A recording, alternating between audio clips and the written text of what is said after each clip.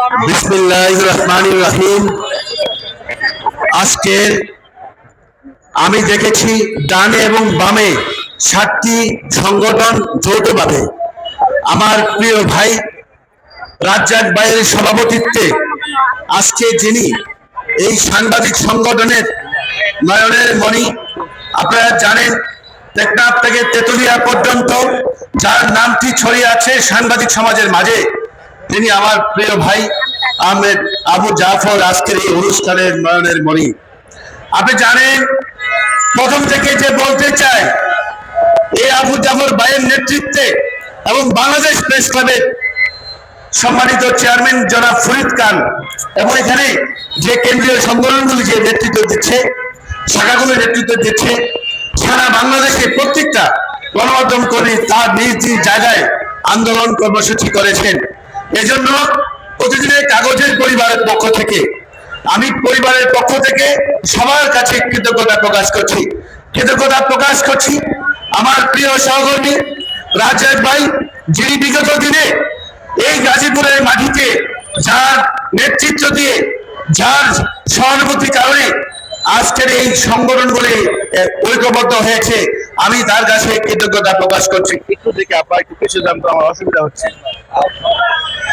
আপনারা জানেন আসাদুজ্জামান তহিদ হত্যাকাণ্ডটি আমরা কি পর্যায়ে আছি সেটি জানার ইচ্ছা করছে অনেকেরই, হয়তো অনেক ভাইয়েরা জানেন না। এই মামলাটি শুরু থেকে শেষ পর্যন্ত এই পর্যন্ত আমি এবং শাবিন এই মামলাটি তদারকি করছি।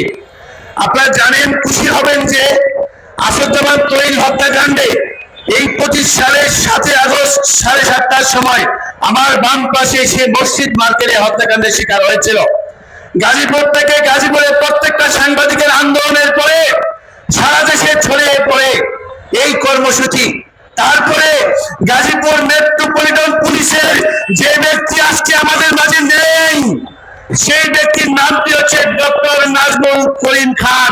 তিনি এখানকার কমিশনার ছিলেন।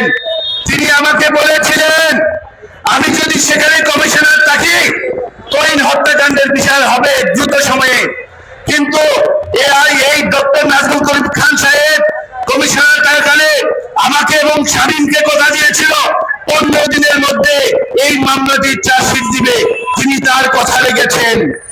যার কথা রাখার পরে 15 দিনের মধ্যেই গাজীপুর কমিশনারের কার্যালয়ে সংবাদ সম্মেলনের মাধ্যমে আপনারা দেখেছেন, এটি চাঞ্চল্যকর হত্যাকাণ্ড, পৃথিবীর মধ্যে বাংলাদেশের নজিরবিহীন হত্যাকাণ্ড। এই হত্যাকাণ্ডে 15 দিনের মধ্যে চার্জশিট দিয়ে আমাদের কথা রেখেছেন এই গাজীপুর কমিশনার নাজমুল করিম খান। আমরা কৃতজ্ঞতা জানাই গাজীপুরের পুলিশের কাছে, আমরা কৃতজ্ঞতা জানাই। এই হত্যাকাণ্ডটি কি পর্যায়ে আছে আপনারা হয়তো জেনে খুশি হবেন। এই মামলার যে মেরিট আছে, এই মামলার মেরিট আমাদের বাসন্তরা পুলিশের যে ওসি ছিল শাহিন সাহেব এবং মামলার যে আয়ু ছিল, আমাদের এই মামলার সাক্ষীগুলি দ্রুত সময়ের মধ্যে আদালতে আনার কারণে মামলা 23-এ শেষ পর্যায়ে সাক্ষীগুলো আমাদের পর্যায়ে আছে। আপনি আমাদের নেতা জাফর ভাই বলতে পারবে, আপনারা জানেন এই মামলা দ্রুত সময়ে সাক্ষীগুলি শেষ হবে। সাক্ষীগুলি শেষ হওয়ার পরে মামলা আর্গুমেন্টে পড়ে রায়। আমি আপনাদেরকে বলতে চাই, এই সাংবাদিকদের আন্দোলনের কারণে আর পুলিশের ভূমিকা থাকার কারণে বাংলাদেশের ইতিহাসে যেখানে আমরা সাগররণী হত্যাকাণ্ড 15 বছরও বিচার পাইনি, তদন্ত কাজ শেষ হয়নি, যেটি জাফর ভাই বলতে পারবে। কিন্তু তহিদ হত্যাকাণ্ডের কার্যক্রম শেষ হয়ে মামলার বিচারের যে 23 পর্যন্ত চলে গেছে, এটি পুলিশের ভূমিকা ছিল আমাদের কাছে। পুলিশ ভাইদের কাছে আমরা ধন্যবাদ ও কৃতজ্ঞতা জানাই। খুব তাড়াতাড়ি অর্থাৎ 2 মাসের মধ্যেই গাজীপুরের বিচার বিভাগ, মেট্রোপলিটন পুলিশের যে বিচার বিভাগ আছেন, আমরা কৃতজ্ঞতা জানাই 2 মাসের মধ্যেই মামলাটি শেষ পর্যায়ে রায়, সর্বোচ্চ বিচার, সর্বোচ্চ ফাঁসি, 8 জন আসামির ফাঁসি কার্যকর হবে ইনশাআল্লাহ। আপনারা এখানে নেতৃত্ব দিচ্ছেন, জাফর ভাই বলতে পারবে ভালো রকম। এই মামলাটি প্রতিদিন, প্রতি ঘন্টা, প্রতি সেকেন্ড আমি খায়রুল আলম রফিক এই মামলাটি তদারকি করছি। আপনারা জানেন মাঝখানে একজন দলের একজন প্রভাবশালী নেতা এই আসামিদের জামিন করতে চেয়েছিল। আমরা তাৎক্ষণিক প্রতিদিনের কাগজে চিফ রিপোর্টার এবং আবু জাফর ভাই, রাজ্জাক ভাই বলতে পারবে, আমরা উচ্চ আদালতের প্রস্তুতি নিয়েছিলাম মামলা যেন জামিন তারা যেতে না পারে, কিন্তু আল্লাহর পদ্ধতি ছিল এই মহানগরের বিচার বিভাগের সার্বিক সহায়তার কারণে এই আসামি জামিন যেতে পারেনি। আমি যতটুকু জানি 2 মাসের মধ্যে বিচার কার্য শেষ হবে। বাংলাদেশের ইতিহাসে এখানে যারা দাঁড়িয়ে আছে, আপনারা বলেন শামীম বলেছে 40 জন সাক্ষী, নো, 40,000 সাংবাদিক সাক্ষী মামলার। এখানে কোনো সুযোগ নাই এই মামলার বিচার।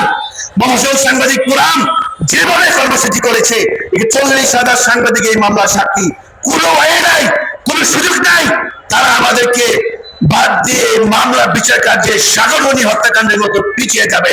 সুতরাং এই মামলা দ্রুত সময়ের মধ্যে মামলা সর্বোচ্চ সাজা হবে। আর যদি কোনো ব্যর্থ ঘটে 2 মাসের মধ্যে, এখানে সাংবাদিক নেতা আবু জাফর আছেন, আমরা আজকে কর্মসূচি দিয়ে বলতে চাই, রাস্তাঘাটে গাড়ি পুড়ে প্রত্যেকটা নাগরিক নিয়ে রাস্তাঘাট বন্ধ করে দিব আমরা। 2 মাসের মধ্যে বিচার কার্য শেষের জন্য যা যা করণীয় আমরা করবো ইনশাল্লাহ। সবাই ভালো থাকে, কিন্তু কথা জানি আপনাদের কাছে বিস্তারিত বক্তব্য জনাব আবু জাফর সাহেব দিবেন।